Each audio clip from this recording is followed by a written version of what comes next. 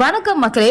இங்கிலாந்து தொடர்ல ஜெயிக்கிறதன் மூலமா நம்ம மேல விழுந்த விமர்சனங்களுக்கு முற்றுப்புள்ளி வைக்க முடியும் அப்படின்னு ஒரு தரமான பிளேயிங் 11 உருவாக்கியிருக்காரா கௌதம் கம்பீர். அதை பத்தி தான் இந்த வீடியோல பார்க்க போறோம். இந்தியா மற்றும் இங்கிலாந்து அணிகளுக்கு இடையேயான T20 தொடர் ஜனவரி 22 கொல்கத்தால தொடங்க போகுது.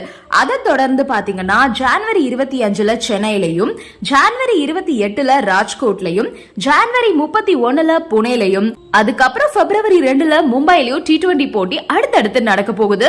சூரியகுமார் யாதவ் தலைமையில இலங்கையிலும் தென்னாப்பிரிக்காவிலையும் பச்சைய கலப்பின நம்ம இந்திய அணி இப்ப சொந்த மண்ணில பலமான இங்கிலாந்து அணிய போட்டு தாக்க காத்துட்டு இருக்காங்க. இங்கிலாந்தோட T20 ஸ்குவாட நம்ம பார்த்தோம் அப்படின்னா ஜாஸ் பட்லர் தலைமையில Harry Brook, Ben Duckett, Phil Salt, Jacob Bethell, Liam Livingstone, Jamie Smith இப்படின்னு பலமான பேட்டர்கள் இருந்தாலும் பந்து வீச்சு ரொம்பவே சிறப்பா இருக்கு. அதுலயும் சுழல் பந்து வீச்சுல ரெஹமன் அகமத், அடல் ரஷீத் இவங்கெல்லாம் இருக்காங்க. வேகபந்து வீச்சுல Gus Atkinson, Jofra Archer, Brydon கஸ்ரே, Mark Wood, Jamie Overton, Saqib Mahmood இப்படின்னு இருக்காங்க. இவங்கள பல பேருக்கும் IPL அனுபவம் இருக்கிறதுனால இந்திய அணிக்கு அது பெரிய நெருக்கடியை கொடுக்க வாய்ப்பு இருக்கு. இருந்தாலும் இந்த பலம் வாய்ந்த இங்கிலாந்து அணியை எதிர்கொள்ள இந்திய அணி எந்த காம்பினேஷனை கையில எடுக்கும் அப்படின்றது ரொம்பவே முக்கியம்.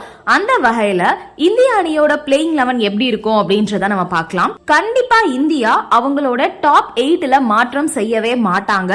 ஓபனிங் அபிஷேக் சர்மா, சஞ்சு சாம்சன் T20ல எப்பவுமே விளையாடுவாங்க. அடுத்து மிடில் ஆர்டர்ல திலக் வர்மா, சூரியகுமார் யாதவ், ஹர்திக் பாண்டியா இவங்கெல்லாம் அப்படியே இருப்பாங்க.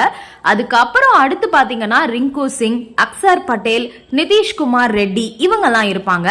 பிரீமியம் பந்து வீச்சாளர்களா வருண் சக்கரவர்த்தி, முகமது ஷமி, ஹர்ஷ்தீப் சிங் இவங்கெல்லாம் இருப்பாங்க.